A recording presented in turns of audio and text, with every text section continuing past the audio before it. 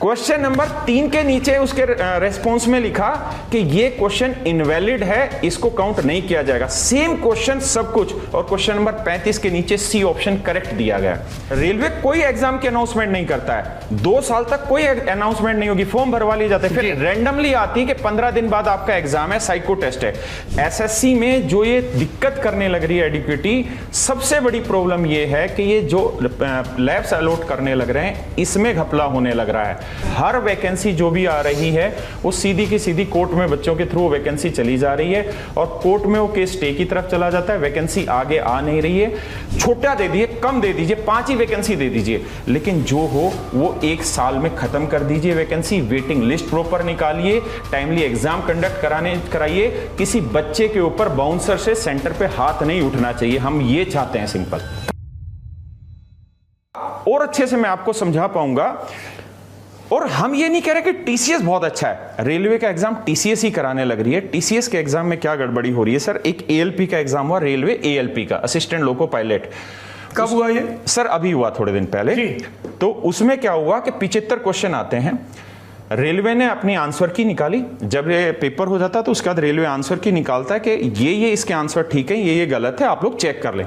तो जब आंसर की निकाली तो उसमें उन्होंने कहा कि भैया 6 सवाल गलत है। तो 6 सवाल गलत है, तो हर सवाल के लिए 100 रुपए बच्चों ने अपीयर किए कि भाई ये 6 सवाल उन्होंने, यानी रेलवे ने ये डिक्लेयर कर दिया कि ये 6 सवाल इनवैलिड हैं, इनको हम काउंट ही नहीं कर रहे हैं। तो यानी 75 में से 6 हटा देंगे तो 69 में से मेरिट बनेगी। चलिए, यहां तक की भी सारी चीजें ठीक थी, बच्चों ने हंगामा किया, हम लोगों ने भी हंगामा किया, लेकिन उस पर कुछ नहीं हुआ। थोड़े टाइम के बाद जब रिजल्ट डिक्लेयर किया गया, उस दिन कहा कि नहीं 3 क्वेश्चन ठीक थे, वो हमने गलत काउंट कर लिए, अब जो मेरिट है वो 72 में से बनेगी। तो जो 6 गलत थे उस पे हम रिप्रेजेंट कर गए, बाद में आपने कहा नहीं 6 नहीं 3 ही गलत हैं, तो अब 72 में से मेरिट। वैसे गलत थे कितने सर? गलत 6 नहीं, ज्यादा भी थे। 6 क्वेश्चन ऐसे थे, और मैं आपको विद प्रूफ दिखाता हूं। कोई सवाल आपको ध्यान है ऐसा? अरे सर, पढ़ाते हैं, एक सवाल हटा हुआ है। अरे नो ऑफेंस सर, गुरुजी मैं वो नहीं कह रहा हूं, पर आप इतनी सारी चीजों पे बात कर रहे हैं इसलिए पूछ रहा हूं सर। क्या सवाल थे? तरीका बता दो। एक सेम क्वेश्चन था, सेम ही क्वेश्चन नंबर 3 था, और सेम ही क्वेश्चन नंबर 35 था। क्वेश्चन नंबर 3 सरप्राइज करना चाह रहे होंगे वो स्टूडेंट को कि ये एक्सपेक्ट ही नहीं कर पा रहा होगा कि हम एक ही पेपर में क्वेश्चन नहीं सर, आप अभी भी कपिल शर्मा शो में, इससे बड़ी कॉमेडी सुनिए। क्वेश्चन नंबर 3 के नीचे उसके रेस्पॉन्स में लिखा कि ये क्वेश्चन इनवैलिड है, इसको काउंट नहीं किया जाएगा। सेम क्वेश्चन सब कुछ, और क्वेश्चन नंबर 35 के नीचे सी ऑप्शन करेक्ट दिया गया। Same question same option. Question number 3 में रेस्पॉन्स दिया कि इनवैलिड है, इसको काउंट नहीं किया जाएगा, और क्वेश्चन नंबर 35 में इन्होंने ऑप्शन सी करेक्ट दे दिया। वो दरअसल कोई फिजिसिस्ट रहा होगा, तो अल्टरनेटिव रियलिटी में चीजें कुछ बदल भी सकती हैं, एक ही समय में कुछ ऐसा हो सकता है। बहुत डार्क ह्यूमर के साथ साथ बहुत डार्क साइंस भी लग रही है मेरे को, जो मानव सभ्यता को भी समझ में नहीं आ रही है, डीओपीटी एसएससी को समझ में आ गई है। सौरभ जी, आप बहुत खुशकिस्मत है कि मीडिया में खड़े होकर आप बोल पा रहे हैं। अगर आपको टेस्ट देना होता ना, और अगर इस ललन टॉप के लिए टेस्ट के थ्रू आप सेलेक्ट करते, तो मैं पूरी उम्मीद से कहता हूं आपका सिलेक्शन कभी नहीं हो पाता। अगर एसएससी करवा रहा होता तो? नहीं, करवाना तो सर एसएससी नहीं है, टीसीएस नहीं है सर। देखिए, मैंने आपने जिक्र किया, मैंने अपनी जिंदगी में 1 2 3 4 5 दफा मैंने अपनी जिंदगी में अपने स्कूल कॉलेज बोर्ड के अलावा इम्तिहान दिए। NDA, CDS, assistant commandant, JNU, 2 बार जेएनयू का एंट्रेंस, एमए, एमफिल और आईएमसी। मुझे हम लोगों को, और ये सारे जो थे इसमें एनडीए, सीडीएस सर बेसिकली, और वो 3 यूपीएससी ने कराए, और बाकी डिस्क्रिप्टिव थे। मैं एक ही चीज पे टोकूंगा ना, आप बैठे हैं सर फ्लाइट में, हम बात कर रहे हैं बैलगाड़ी की, आप बैठे यूपीएससी का एग्जाम देने, नहीं, वो तो टॉपम टॉप है। हाँ, मैं इसीलिए कह रहा हूँ कि वो तो टॉपम टॉप मिला। आप बैठ के तो देखो ना एक बार, रेलवे ग्रुप डी में बैठ के, सर हिम्मत ही नहीं हुई। अब सर अगली कहानी सुनिए। बेसिकली रेलवे तो इतना खतरनाक खिलाड़ी है कि 2-3 साल, देखिए 2018 में वैकेंसी आई, उसके बाद 2024 तक कोई वैकेंसी नहीं आई। जब रेल बंद कर दी गई, सारा आंदोलन कर दिया गया, तो रेल मंत्री साहब आए, उन्होंने कहा कि हम भी इस चीज से परेशान है कि हम एक साथ वैकेंसी लाते हैं तो दिक्कत होती है, तो हम रेलवे कैलेंडर अनाउंस करेंगे जी। तो उन्होंने फिर कहा कि कैलेंडर अनाउंस करेंगे, और फिर इनका एक कैलेंडर अनाउंस हुआ 2024 जनवरी में इन्होंने कैलेंडर दिया, और उस आज 2025 हम 1 अगस्त को बात कर रहे हैं। अब 1.5 साल से ऊपर हो गया, एक भी नौकरी पे ज्वाइनिंग नहीं दी है। जो 2018 की वैकेंसी, मतलब जिनका सिलेक्शन हो गया उनकी भी ज्वाइनिंग नहीं है? ज्वाइनिंग नहीं, क्योंकि सारे प्रोसेस अटके पड़े हैं सर। जो आप अभिनय सर से पूछ रहे थे ना 400 रुपए वापसी हो रहे कि नहीं हो रहे, सर 52% बच्चे सेंटर पे अब्सेंट रहते हैं और इनका नियम है कि जो अब्सेंट रहेगा उसको 1 रुपया रिफंड नहीं किया जाएगा। गौरव जी, ये हमारे शो प्रोड्यूसर हैं गौरव ताम्रकार जी। गौरव जी, मैं ये चाहता हूं कि ये जो चारों अध्यापक अभी हिमांशी मैम से ही बात करेंगे, ये लोग जो दिक्कतें बता रहे हैं, तो ये हमारी रिपोर्टिंग टीम की जिम्मेदारी है कि वो कंसर्न मिनिस्टर से, रेल मंत्री हैं अश्विनी वैष्णव, DOPT डिपार्टमेंट आता है जितेंद्र सिंह के अंडर में, और भी जिन विभागों की चर्चा हो, जरा उनसे पूछा तो जाए कि वो उनके संज्ञान में है, और अगर है तो इसको फिक्स करने के लिए क्या कर रहे हैं। और सर तो सवाल इधर से तैयार हो और फिर उनसे जवाब लिए जाए। रेलवे कोई एग्जाम की अनाउंसमेंट नहीं करता है, 2 साल तक कोई अनाउंसमेंट नहीं होगी, फॉर्म भरवा लिए जाते हैं, फिर रैंडमली आती है कि 15 दिन बाद आपका एग्जाम है, साइको टेस्ट है। साइको टेस्ट में क्या होता है कि सर टीवी सामने जैसे स्क्रीन है तो स्क्रीन पे एक फोटो आती है, आपको उस फोटो को देखना होता है और उसके बाद उस पर कुछ क्वेश्चन होते हैं जो आपको देने होते हैं, जो आपने SSB दिया होगा NDA के थ्रू, तो उसमें पहचाना होगा जी। अब यहां क्या हुआ कि फोटो सिस्टम पे आई ही नहीं, सीधे क्वेश्चन आ गए।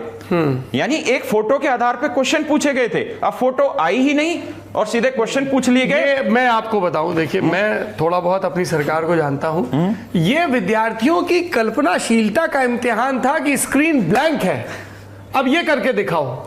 आप समझ नहीं रहे सर, वो बच्चों को बहुत सक्षम बना रहे हैं अपनी अक्षमताओं के जरिए। और सर अब ये देखिए अगला पड़ाव क्या होता है कि वैकेंसियों की ऐसी कम तैसी कैसे की जाती है। जो मैंने आपको कहा कि 75 में से 69 क्वेश्चन इन्होंने सही बताए एक बार, फिर इन्होंने 72 बताए, उसको लेके बच्चे चले गए हाई कोर्ट, अब ये केस चला गया हाई कोर्ट, अब ये वैकेंसी फंस गई। 2018 में रेलवे की तरफ से एक नोटिस आया कि ग्रुप डी की जो वैकेंसी होगी उसके लिए ITI कंपलसरी होगा 2018 में। सर 40 लाख बच्चों ने ITI की, आप समझ रहे हैं, इन 8 सालों में 2018 से लेके 2025 तक 40 लाख बच्चों ने ITI की। और ITI का मतलब होता है 2 साल ITI करना, पैसा इन्वेस्ट करना, टाइम इन्वेस्ट करना। और सर 2025 में एक नोटिस दिया गया रेलवे की तरफ से कि अब ITI की रिक्वायरमेंट नहीं है, 10th क्लास वाले भी बच्चे इसे अप्लाई कर सकते हैं।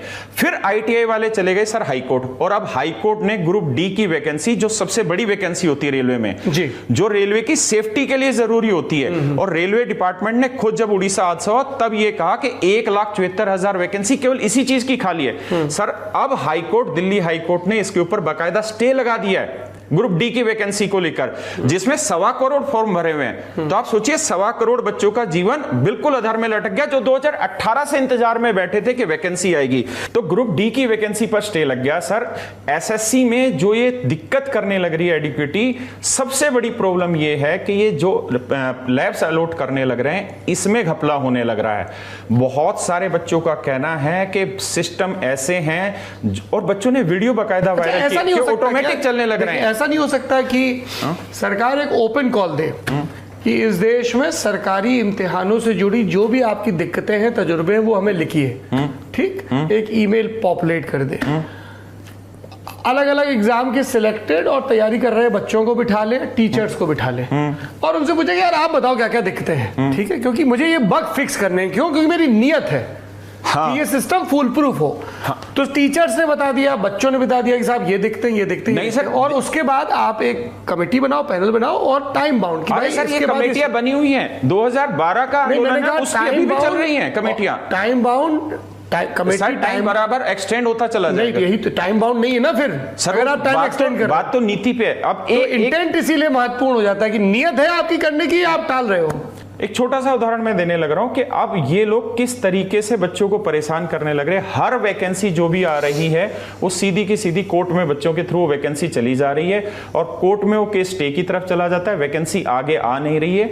दूसरा जो मेन इश्यू है सर कि ग्रुप डी की इतनी सारी सीटें खाली पड़ी हैं डिपार्टमेंट में, लेकिन 32,000 सीटें निकलती है, और वो 32,000 सीटों के साथ क्या होता है सौरभ जी, आप समझना, 2018 में अगर हम मान लीजिए 30,000 सीटें निकालते हैं और वो वैकेंसी वैकेंसियां 2023 में भरी जाती हैं, तो आपने 6 साल लगा दिए, और 6 साल में कितने ऐसे बच्चे होंगे जो इस प्रोसेस में सिलेक्शन हुआ लेकिन ज्वाइन नहीं किया।